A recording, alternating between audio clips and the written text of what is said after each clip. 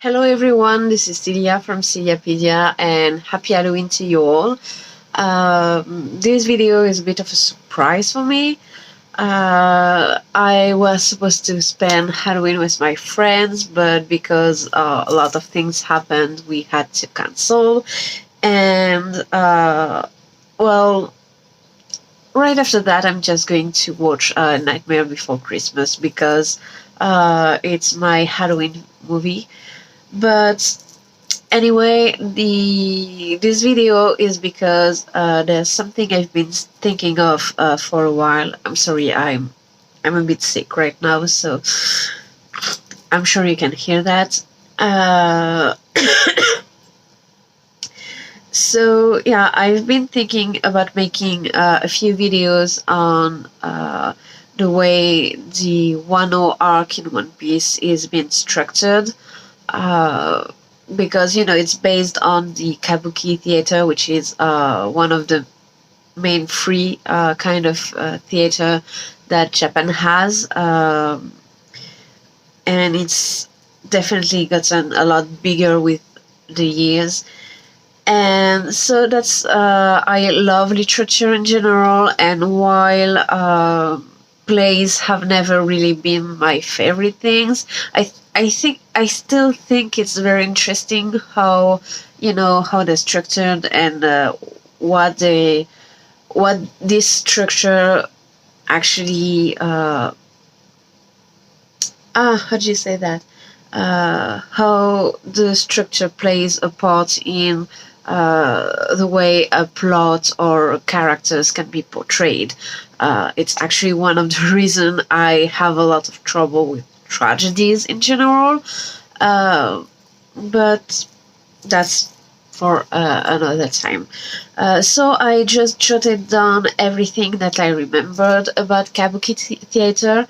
I'm not going to do an analysis right now because, well, I haven't reread the whole Wano arc since it started, so I'm going to do that later, probably this weekend. So yeah, I jotted down a few things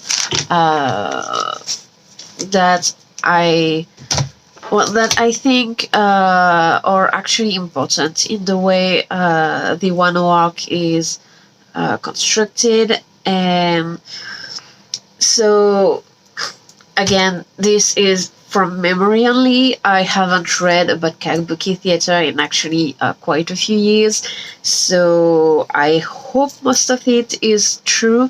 I'm going to do my research anyway, but right now that's uh, everything that I think is important for the current One Piece plot. So basically, one of the main things I understood from Kabuki theater is that it's the epitome of going from the 0 to 100. It's very dramatic. It has it goes sometimes. I don't remember the name actually. I couldn't remember the name of it, but they have phases of huge calm where the actors don't move much, and then they go full theatrics on. Kabuki, while there's a plot and it has an effect, one of the main purpose of Kabuki is to showcase an actor's acting skills. So and not just acting, it's really it has music, it has dancing. It's kind of like a Japanese equivalent to a Broadway show. That's a very loose comparison, but you get the idea. There's music, there's dancing, there's acting, there's a lot of emotions. So it's and it's very important in their culture. So yeah, it's a very loose comparison, but I think you get what I mean. So why did I go on that? Yeah, so there are scenes that are very calm and quiet, and then you go full on dance and you know very eccentric. So that's sorry. That's one thing to that is very important in this kind of theater, because they really try to put as much as they can so that the actors can, well, show what they can do, and they try to make it make sense in some way. So they have several type of plots. They have obviously historical events. So this is One Piece. I think by now we all know that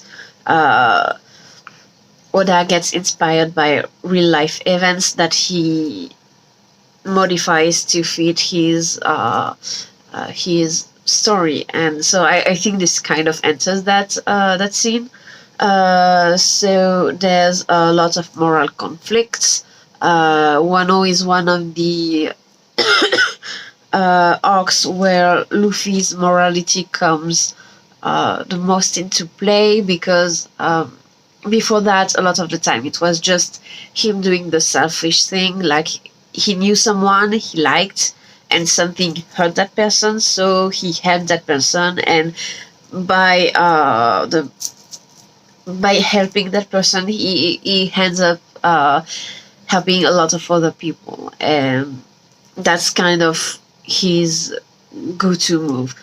Here, he's really more about helping the population, and well, obviously the whole Kaido and Orochi versus Luffy and Oden and the whole pirate samurai Minx alliance. That's a huge moral conflict, and it's I'm not going to say that it's rare in One Piece, because it's not, but never to this intensity, because before that it was a lot more like the morality itself doesn't matter, it's more the conviction you have for it. And there has always been a kind of a right way to do things and a wrong way to do things. That's kind of the whole Blackbeard versus Luffy things. Both characters are similar in some way, but the way they go about things are very different, and Luffy's usually shown as a very positive one, while Blackbeard not so much. So there has always been that, but right now it's it's a lot more obvious and a lot more on the nose. Speaking of nose, so there are a lot of warm-hearted dramas, which it's One Piece. That's warm-hearted drama is kind of one of the way you can describe the whole series, or warm-hearted tragedy. Depends on whether you talk about flashbacks or what's going on right now. So there are tales of tragedy and conspiracy. We are following a revolution. We know that there's a traitor. So it fits. There are love stories. That's a bit less, unless you count, Hiyori and Zoro, which is kind of not something I count, because it's portrayed more as it's more for the laughs. It's not like Sanji and Viola, because the personality are very different, but it's kind of that way. At least to me, that's how I read it. But One Piece is usually one huge love story, toward adventure in part, but also, the fun family tropes. That's love. But the love stories in questions are more like the often tragic love story. That I don't want to say Romeo and Juliet, because to me Romeo and Juliet is more of a it's a tragedy because they both die at the end, but it's more of a comedy in the way it's treated. Uh, it's more of a parody. That's the term I was looking for. It's more of a parody of this kind of stories. Uh, so yeah, love stories. It's kind of an in between for me in this case. And then there's commentary on contemporary society and pollution and generally governments which oppress their people. That's kind of, it works for today. Like even if you don't count the main population of Japan, you have people like Ainus, or you know, it's never completely wrong. Um, so that one works too. Uh, so okay, what did I remember too? Oh yeah, they have some sort of bridge between the scene and the end of the room. It kind of uh, goes through the room. Sometimes there are two different ones. I think it depends on the theater, on the time it was built, and the kind of plays it produces mostly. Um, Generally, it's there's a lot of, I'm not going to say maybe not interactions, but the audience can be very vocal. Uh, so it's fairly different from Occidental theater in that part. And why did I say that it had nothing to do? Anyway, it's there's this sort of bridge which is called Hana Hanakimi. That's a manga. That's not the thing. It doesn't mean that. Hanamichi, I think that was the name. I didn't write it because I couldn't remember. So anyway, there's this bridge which kind of separates scenes in the sense that the actors, if the focus is brought on the bridge, the actors which are on the scene kind of stop. The action on stage, yeah, it's stage, not scene. The action on stage stops for the duration of the scene that is on the bridge, and it, I think, yeah, it's kind of like there's a wall in between. The people who are on the stage cannot hear the people who are on the bridge, and vice versa. So they really play a lot on that. So this I already say. Uh, yeah, I think in 1650 or so, under the Tokugawa rule, it was for Kabuki theater was forbidden. It was because at first it was a female only cast, and there were kind of like ballet in Europe, or at least in France. I don't really know for the rest of Europe, but ballerinas often doubled as prostitutes because ballet wasn't considered really a form of art. So not a lot of people paid to see it, and it didn't pay much in itself. So they had to get money somewhere. So the producers would yeah, turn the ballerinas into prostitutes. That's that's a summary, but that's kind of what it was, and that's kind of what was going on then. So at first they had replaced female only by male only, but they were young men, and well, gay people existed, unlike what a lot of people want to believe. It existed, and they existed, and well, they had their fun there. So under the Tokugawa rule, I think it had started before, but laws, um, well, homosexuality started to really, really not be considered well. It's kind of always been the case, but never like that. And so that's part of why they closed the Kabuki theater.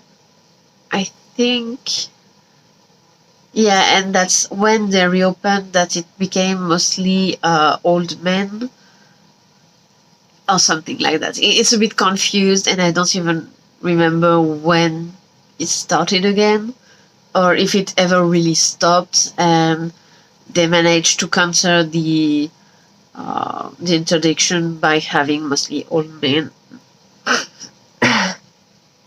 J'arrive plus à respirer. So if they try to counter the interdiction by having mostly old men, so yeah, that's very confused.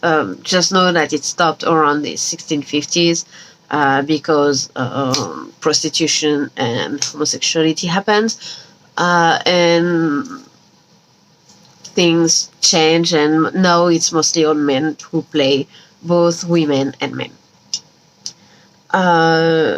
So yeah, that was that. There's a didactic I'm gonna manage to say that. Why did I write it like that? I was thinking in French. That's why I wrote it like that. So there's a construction called Kanzen Choaku. Hope I'm pronouncing it relatively right. Which is basically that it rewards the virtuous and it punishes the guilty, the wicked, I have no idea what I wrote. But yeah, that's kind of the idea. So it kind of goes back to the moral conflicts, and yeah, that's it. It presents some themes like the. Why do I write things like that? I can't pronounce that. So some of the themes you can see in these plays are the importance of duty, the way the world is always changing, and the construction is usually a lot of different scenes which will all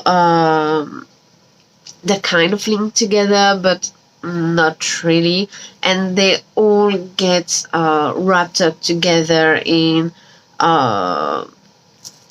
as I say, it's very dramatic, so it's in a finale that gets a lot of drama, and it's a huge climax. So that's kind of the way they do things, and so they use a pacing.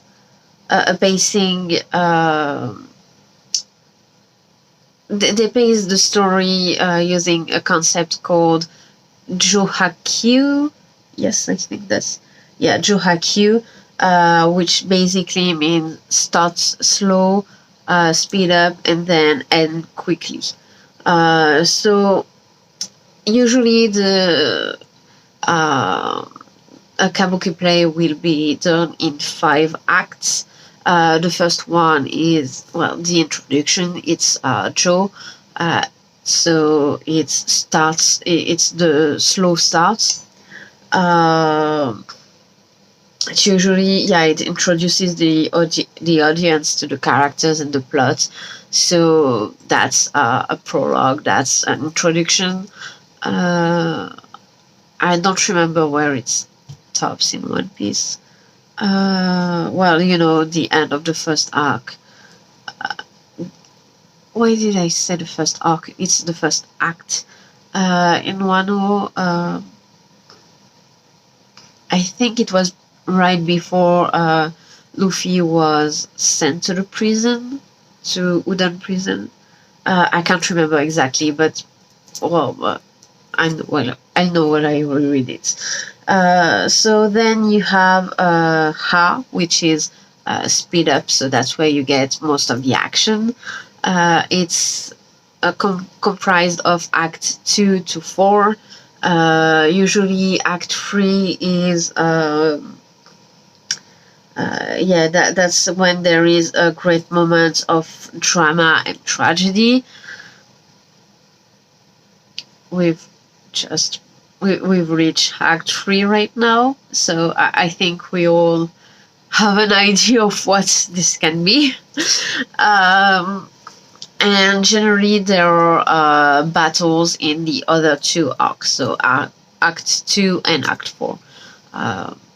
Again, I think we know the battle of Act 2, and we'll have to wait for Act 4. And then you have the last arc.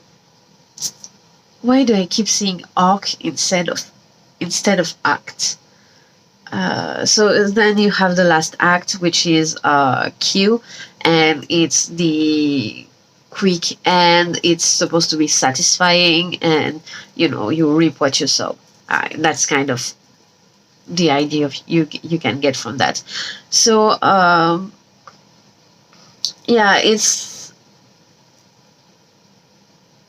very actor centered.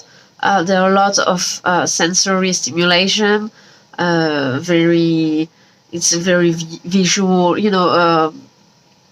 Between the dancing, the acting, and they have very wild costume, very colorful, and plus the music and everything. It's very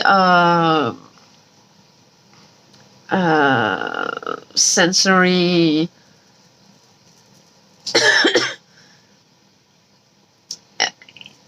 You get what I mean, I hope. It relies a lot on sensor. I think what I meant was sensory sensitivity, but I'm not sure that's what I mean.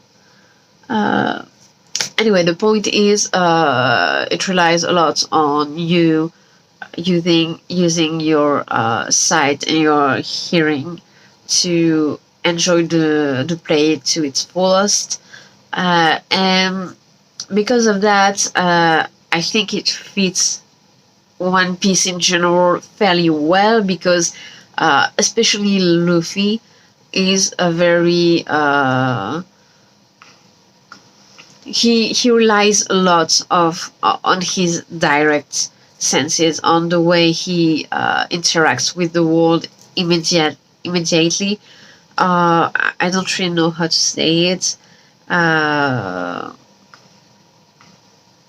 It's he's very,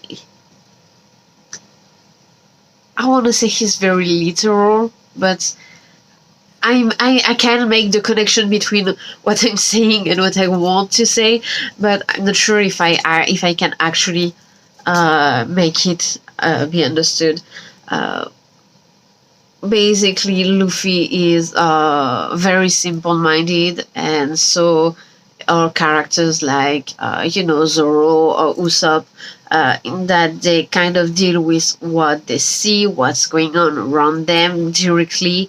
It's what they see, what they hear, rather than anything else. So, in that sense, it really fits, especially this crew. Luffy is kind of one of the best examples of going from 0 to 100 when it comes to his impulsivity, and they're very very colorful people, which fits the whole costumes you get when you watch a kabuki play. Uh, I think most people have seen the masks they wear, which are kind of, I don't want to say demonic because that's not the case, but they are very vivid when it comes to the colors and everything. So in general, I think One Piece is very fitted to have an arc which is really based on this kind of theater. So yeah, I was thinking of actually trying uh, to analyze the acts as, I don't know what I was going to say. Yeah, I want to see. I want to try to analyze these acts through the lens of the kabuki theater, or at least from the little I know, and see how it fits. Because, well, we know that's how it's portrayed because of how every time a knock ends or when it starts, you get the musician and the narrator, and then you get this huge panel. It's a whole mise en scène done just for that. So yeah, I think that could be interesting. And I wanted to say that I don't have the time to do it right now, but I'm honestly not sure how long I've spent on this video. Um, the point is, I think it's interesting, and I'm going to try to do something like that, and hopefully I'll stop hesitating so much when I speak. So that was pretty much it. Again, I hope you have a fun Halloween. I know, well, I did. It's not what I had planned, but I got to babble a bit about One Piece. There's always a nightmare with Nightmare Before Christmas, which uh, I love. I don't know if I love it because of the plot or the characters, or just because I love the music, because I really love the music. But I do, and it's kind of a tradition to watch it, just like it's tradition to watch The Hogfather on Christmas.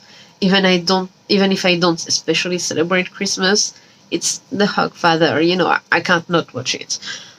So there's that, and well, today I got to dress a bit Halloween-y, while still being, you have to be a bit professional when you work in retail, especially when you work where I do.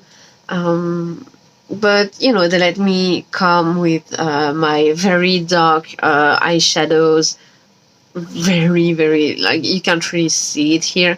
It just looks like I have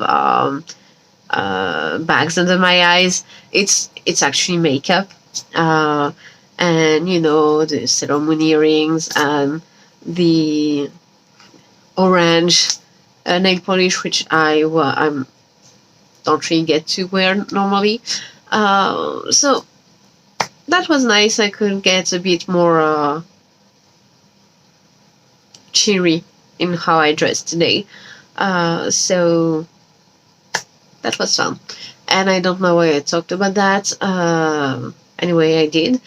So, again, happy Halloween and have fun.